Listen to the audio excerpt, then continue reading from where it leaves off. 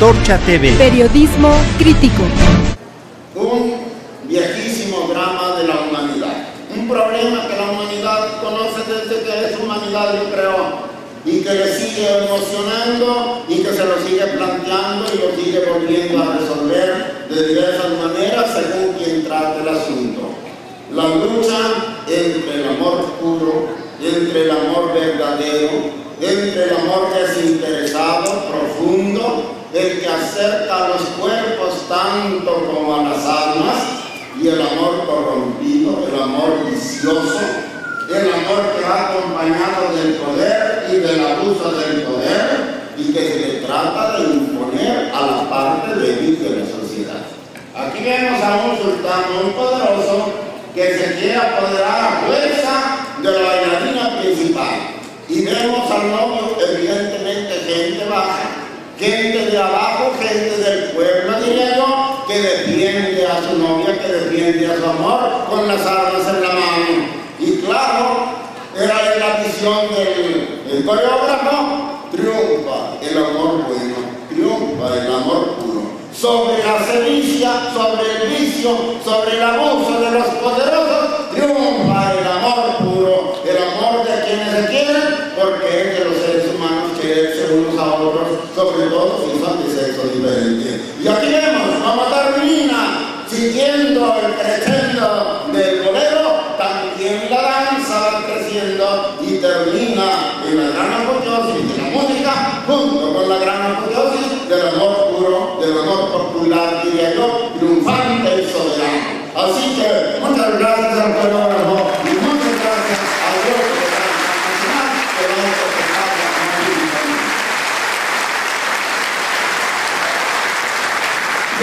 Cumplido esto de la mediación, basta decir dos o tres cosas que me importan señalar.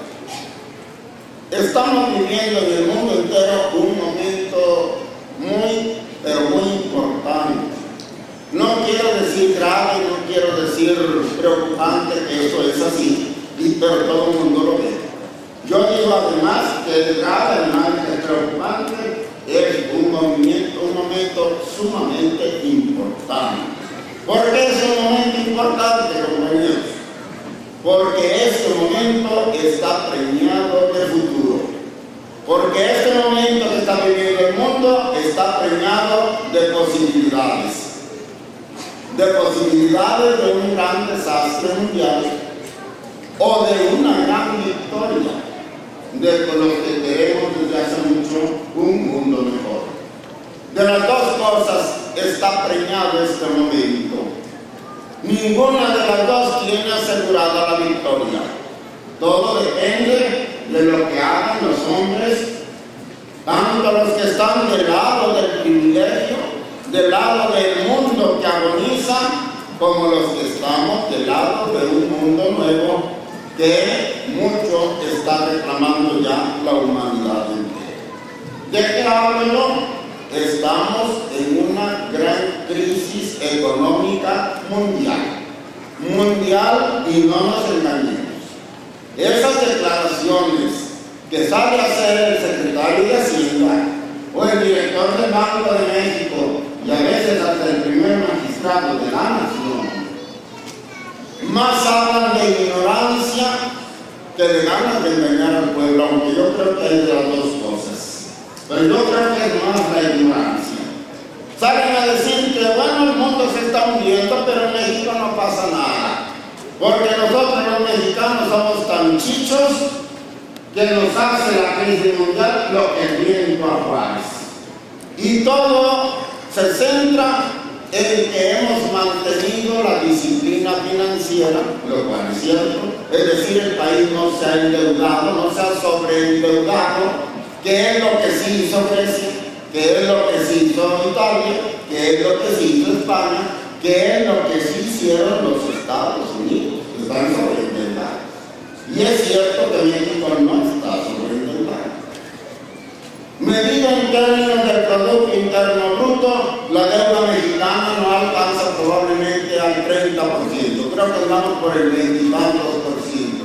Mientras Estados Unidos debe el 90% de su Producto Interno Y Grecia debe el 130% de su Producto Interno Bruto. O sea, los griegos no tienen nada.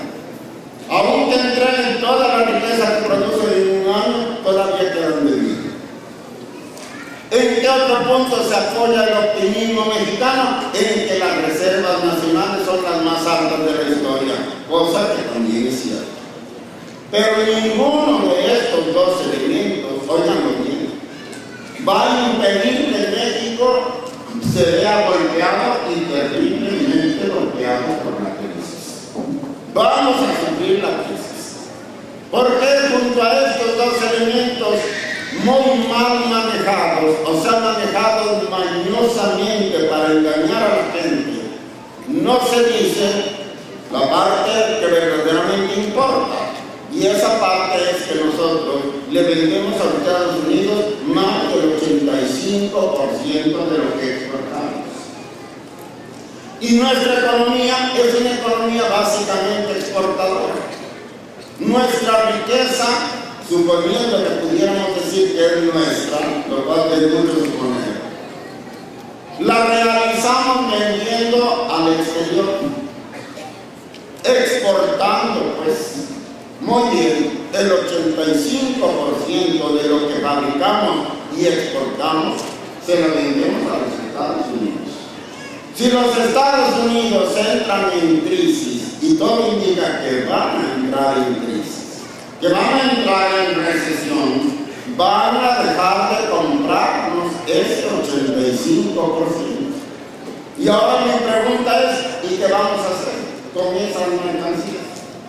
¿Cuál va a ser la salida? ¿En qué nos va a salvar que no le damos mucho o que tengamos grandes reservas en el Banco de México? ¿Saben de qué nos va a servir eso? Absolutamente de nada. La crisis se va a declarar porque simplemente un país que produce y no vende es un país que se muere con un montón de mercancías, que es la muerte más grande, como la más absurda, mejor dicho, como la que sufre la gente en el mar. Se ahoga, bueno, mejor dicho, se muere de sed, se muere deshidratada en medio del agua. Lo que pasa es que esa agua no la puede beber. Y precisamente porque la bebe se muere.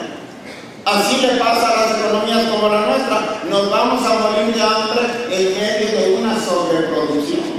Porque lo que va a pasar es que vamos a tener mucho producto, pero no va a haber quien nos lo compre. ¿Cómo se remedia una crisis así? ¿Cómo se ataca una crisis así? Muy sencillo, hay que reconvertir la economía. En vez de producir para el mercado exterior, hay que producir para el país, para lo que se llama el mercado interno. Es más, todas las economías sensatas del mundo deberían hacer precisamente eso. Producir en primerísimo lugar para su gente, para su mercado interno, porque eso es lo que justifica la existencia de la actividad económica. Esto es lo que justifica la existencia de un aparato económico.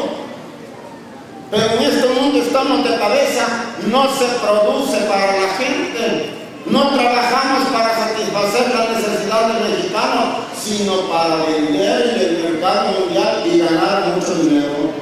¿Y quiénes son los que ganan mucho dinero? Los exportadores. De 3 millones, en números redondos, que son nuestras instalaciones o nuestras empresas, de 3 millones, las empresas exportadoras no pasan de 500,000. O sea que 2,5 millones no exportan. Muy bien, digo yo, el remedio es ahora producir para adentro. Pero para poder producir hacia adentro y evitar la crisis, necesitamos que el mexicano tenga con qué comprar lo que ahora le vamos a vender. Que antes vendíamos afuera, pero que ya no vamos a poder. Pero el mexicano no puede comprar, no puede absorber lo que produzca el aparato económico, porque el mexicano no tiene dinero para comprar. ¿Y por qué no tiene dinero?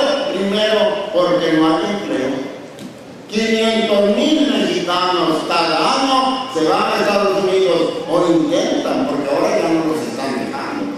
Porque aquí en México no hay trabajo. El gran boom, como le dicen los pochos a esto, el gran crecimiento súbito del ambulantaje es otra manifestación de la falta de empleo.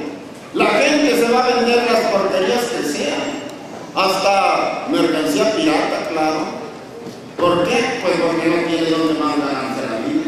Y finalmente, el boom, el crecimiento explosivo del crimen también refleja la falta de empleo, sobre todo de la gente joven. Así que no hay para dónde hacerse. En México no hay empleos. Y los empleos que hay se pagan a precios ridículos. El salario mínimo en México recién acaba de llegar en promedio a los 59 pesos diarios. Díganme ustedes quién vive con 59 pesos diarios. Los obreros mexicanos mejor pagados ganan 3 salarios mínimos, o sea 150 pesos. La canasta básica vale como 600 pesos. ¿Qué va a hacer con 150 pesos? Y eso es lo mejor pagado. Entonces, nuestro mercado interno está completamente debilitado. Está completamente paralizado, no puede comprar porque no tiene con qué comprar. Y la pregunta la vuelvo a reiterar, ¿y entonces qué vamos a hacer con la producción nacional? Por eso digo que los señores que dirigen al país nos están engañando cuando dicen que no nos apuremos, que aquí estamos muy bien, porque no tenemos mucho y porque tenemos grandes reservas en el Banco de México. Mentira. Esas cosas, esos indicadores no van a servir de nada en el momento en que el mundo entero se deprime. Pero bueno, yo decía que estamos viviendo un momento preñado de futuro, que puede ser desastroso o que puede ser muy benéfico para la gente. Todo depende de lo que hagan unos u otros. Los que defienden a este sistema en crisis o los que piden un mundo nuevo como los antorchistas. ¿Y por qué digo eso? Porque aquí la pregunta es ¿por qué está entrando en crisis el mundo entero? ¿Cómo se explica la crisis mundial? ¿Cómo se explica que toda la Unión Europea, esté en una crisis de deuda, que deba más de lo que debería deber, vamos a ponerlo así, y va a arrastrar al mundo entero en su caída? ¿Por qué? ¿Qué pasa en el mundo? Miren ustedes brevemente, a fines del siglo XIX nacieron las dos grandes tendencias de la economía mundial, a fines del siglo XIX. Curiosamente, la primera generación, que es a la que se acoge Antorcha Campesina, es la economía que pudiéramos llamar de tipo materialista. La economía que dice que el valor de una mercancía depende de la cantidad de trabajo humano que esa mercancía encierra. Mientras más trabajo encierra una mercancía, más valor adquiere en el mercado. Pero hay una mercancía, dice esta teoría, que se salva de esto, y esa mercancía es la fuerza de trabajo humana. ¿Por qué? Porque la fuerza de trabajo humana se vende y se compra. Y si no, pregúntenselo a los obreros y verán cómo es cierto. Pero esta mercancía, a la hora en que la consume el que la compra, tiene una virtud mágica, produce valor nuevo. Antorcha TV. Periodismo crítico.